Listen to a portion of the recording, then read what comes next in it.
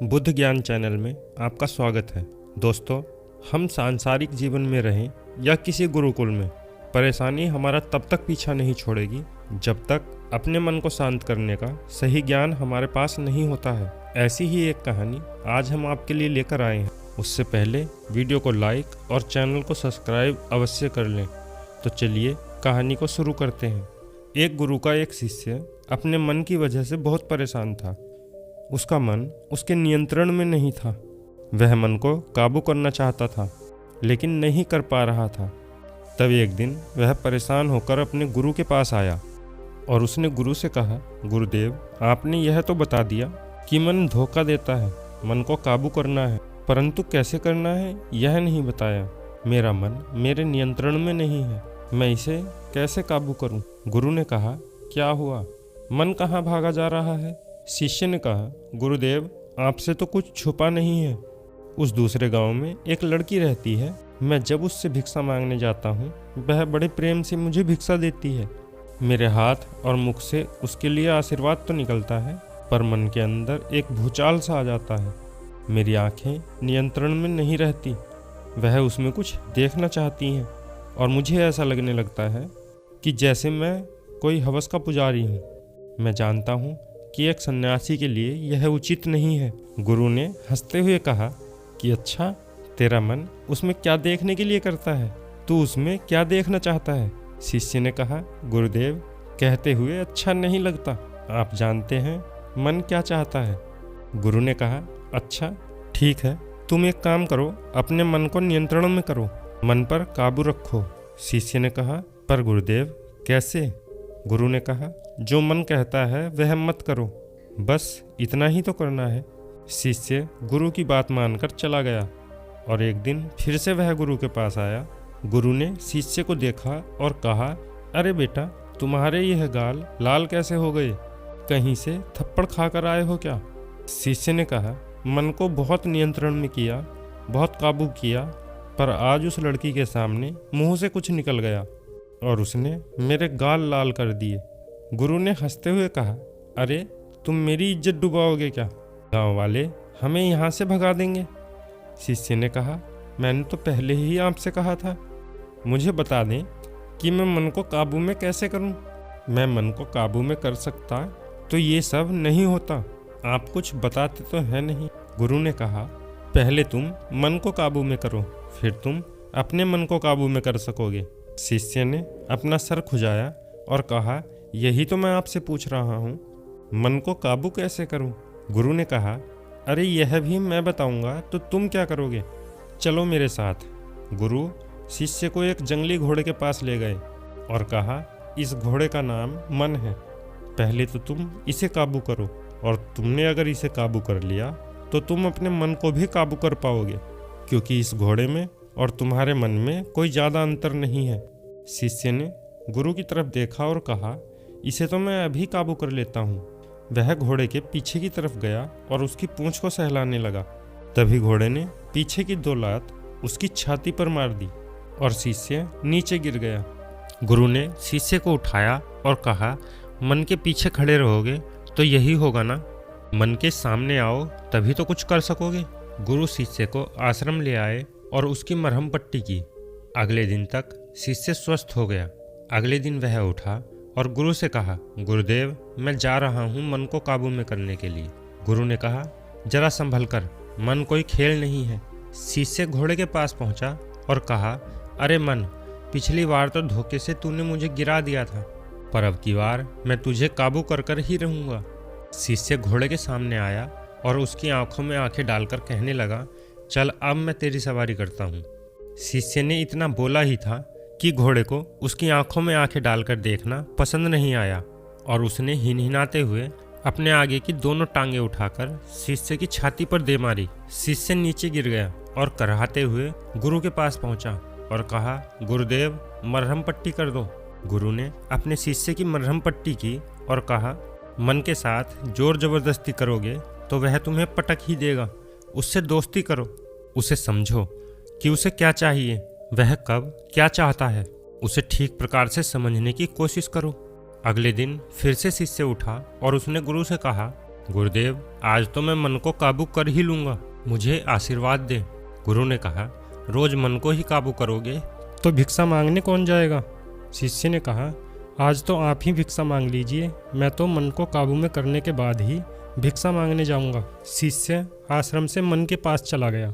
2 दिन बीत गए, ना मन का कुछ पता था और ना ही शिष्य का।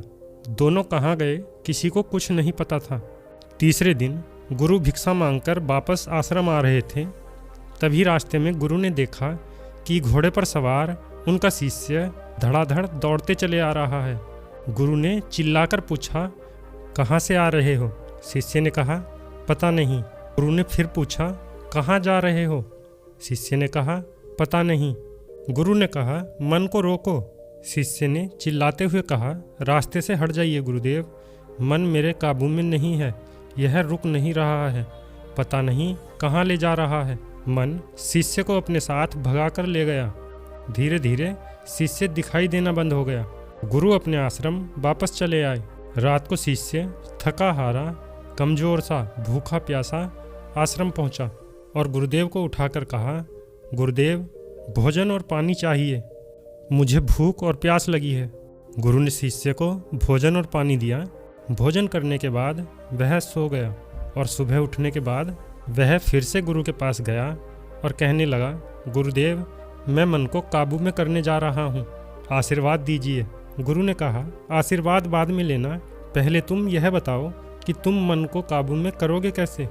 शिष्य ने कहा, मैं मन के ऊपर बैठूंगा और उससे कहूँगा, तू मुझे इधर ले चल, तू मुझे उधर ले चल।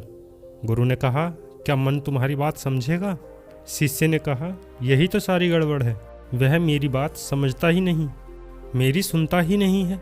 गुरु ने कहा, शुरू में तुम्हें मन को लगाम लगानी होगी, वह तुम्हें लेकर दूसरी तरफ भागेगा, लेकिन तुम्हें उसको लगाम लगानी ही होगी। तब वह तुम्हारी इच्छानुसार दिशा बदलेगा और वह उस दिशा में जाएगा जिस दिशा में तुम उसे ले जाना चाहते हो, और बाद में वह तुम्हारे हल्के से इशारे मात्र से ही तुम्हारी बात समझेगा और दिशा बदल देगा। वहाँ जाएगा जहाँ तुम उसे ले जाना चाहते हो।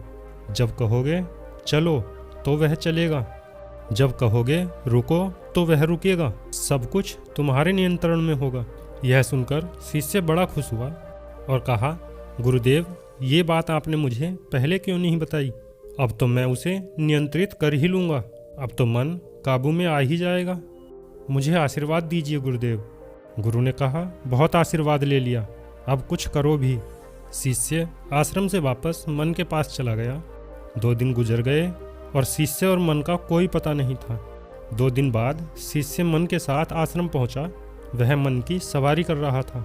वह मन से उतरा और गुरु के पास पहुंचा और गुरु से कहा, गुरुदेव, मैंने बहुत मेहनत की, पहले तो मन लगाम लगाने ही नहीं दे रहा था, तब मैंने बहुत प्रयास कर मन को लगाम लगाई, तब मैंने लगाम लगाने के साथ मन की सवारी करने का प्रयास किया, पर तब भी मैं ठीक से सवारी नहीं कर पा रहा था। तब मैंने अभ्यास किया और अब मन मेरे इशारे को भी समझ लेता है।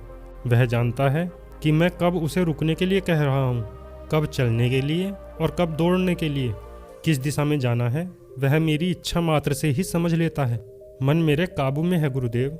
गुरु ने कहा, बहुत अच्छे, तुमने बहुत बढ़िया काम किया है। शिष्य ने कहा, लेकिन गुरुदेव, मैंने इस मन को तो काबू में कर लिया, लेकिन मेरे मन को मैं कैसे काबू में करूं? गुरु ने कहा, लगता है इस घोड़े की सवारी कोई गधा ही कर रहा था। शिष्य ने कहा, गुरुदेव, मैं कुछ समझा ही नहीं। गुरु ने कहा, इसमें समझने जैसा क्या है? जैसे तुमने इस मन को काबू किया है, ठीक वैसे ही अपने मन को भी काबू कर सकते हो। थोड़ा समय लगता है, लेकिन हो जाता है, अभ्यास जरूरी है। गुरु की बात सुन जैसे शिष्य की अकल ठिकाने आ गई और उसने कहा, गुरुदेव, मैं समझ गया कि मुझे क्या करना है। जो मेहनत मैंने इस घोड़े पर की है, वही मेहनत मुझे अपने मन पर करनी होगी। इतना कहकर शिष्य मन के साथ आश्रम से चला गया। 1 माह बाद भी मन और शिष्य का कोई पता नहीं चला। अचानक 1 माह बाद शिष्य मन के साथ आश्रम वापस आ गया और गुरु के पास आकर उसने गुरु से कहा, गुरुदेव, बहुत शांति है, मन की उथल पुथल सब रुक गई है, अब मेरा मन मेरे काबू में है। गुरु ने कहा, बहुत अच्छे, तुमसे मुझे यह उम्मीद नहीं थी, पर तुमने यह कर दिखाया। तुमने बहुत मज़े ले लिए, अब यह दान पात्र पकड़ो और भिक्षा मांग कर लाओ। शिष्य ने भिक्षा पात्र पकड़ा और मन पर सवार होकर दूसरे गांव की ओर निकल पड़ा। वह सीधा उस लड़की के घर पहुंचा जिसने उसे थप्पड़ मारा था। तब वह लड़की अपनी सहेली के साथ द्वार पर खड़ी थी। उसे देखकर दोनों लड़कियां आपस में कुछ बातचीत करने लगी, मगर उस शिष्य पर इसका कोई असर नहीं हुआ। चेहरे पर असीम शांति लिए हुए वह उस लड़की की सहेली के पास पहुंचा और कहा, बहन, क्या भिक्षा मिलेगी? यह सुनकर वह लड़की भीतर गई और कुछ भिक्षा ले आई। फिर उसने उस लड़की से कहा जिसने उसे थप्पड़ मारा था, बहन, क्या भिक्षा मिलेगी? वह लड़की भी भीतर गई और कुछ भिक्षा लेकर आई और उसके भिक्षा पात्र में भिक्षा डाल दी। उस लड़की ने शिष्य की तरफ देखा और उसको 2 थप्पड़ लगा दिए और कहा, मैं तुमसे प्रेम करती हूँ और तुम मुझे बहन कह रहे हो। बाहर खड़ा मन एक घोड़ी को देखकर बिदक गया। उसकी आवाज़ सुनकर वह शिष्य मन की तरफ भागा। मन नियंत्रण में नहीं था। वह उस घोड़ी की तरफ भागने की कोशिश कर रहा था। शिष्य ने मन की लगाम थामी, लेकिन मन था जो काबू में आने का नाम ही नहीं ले रहा था। उसने शिष्य को अपने ऊपर से गिरा दिया। तब शिष्य ने फिर से उसकी लगाम थामी और उसके सामने आ गया। उसने मन की आंखों को ढक लिया और उसके माथे पर अपना सर रख दिया और धीरे से उसे सहलाने लगा। शिष्य ने गहरी सांस ली और धीरे धीरे मन शांत हो गया। वह शिष्य उस लड़की के पास गया और कहा, बहन, मैं सन्यासी हूँ और मेरे लिए यह उचित नहीं है। मेरा रास्ता कुछ और है। पहले मैं कुछ भटक गया था और अब मैं रास्ते पर हूँ। मैं आपसे क्षमा चाहता हूँ। यह कहकर वह वापस आश्रम आ गया और गुरु के पास पहुँचा। उसने गुरु को सारी बात बताई और कहा, गुरुदेव, मेरा मन मेरे नियंत्रण में था, पर उस लड़की की बात सुनकर कुछ समय के लिए मेरा मन भटक गया था। वह मेरे नियंत्रण में नहीं आ रहा था। ऐसा क्यों हुआ गुरुदेव? गुरु ने कहा, मन कुछ नहीं करता, वह तो केवल तुम्हारी इच्छा की पूर्ति के लिए प्रयास करता है। तुम्हारी जैसी इच्छा होती है वह वैसी ही पूर्ति के तुम्हें सपने दिखाता है, रास्ते खोलता है और इच्छाओं की पूर्ति के लिए प्रेरित करता है। तुम अच्छी बात सोचोगे तो वह उन अच्छी बातों को पूरा करने के लिए तुम्हें प्रेरित करेगा, तुम्हें सपने दिखाएगा, तुमसे वह काम करवाएगा जिसके लिए तुम सोच रहे हो और इच्छाओं की पूर्ति करेगा। और अगर तुम वहीं बुरी बातें सोच रहे हो तो इन बातों के लिए भी वह वैसा ही करेगा, उनकी पूर्ति के लिए पूर्ण प्रयास करेगा जब तक कि वह पूरी ना हो जाएं। वह तुम्हें प्रेरित करता रहेगा। सारा दोष हम मन को दे देते हैं, पर मन की इसमें कोई गलती नहीं है। वह तो केवल तुम्हारी इच्छाओं की पूर्ति का प्रयास करता है। वह अंधा है, वह तुम्हारी आंखों से देखता है, वह तुम्हारे कानों से सुनता है, वह तुम्हारी जीवा से स्वाद लेता है, वह तुम्हारे पैरों से चलता है और वह तुम्हारे हाथों से छूता है। बाहर से सभी चीजें तुम उसमें डालते हो।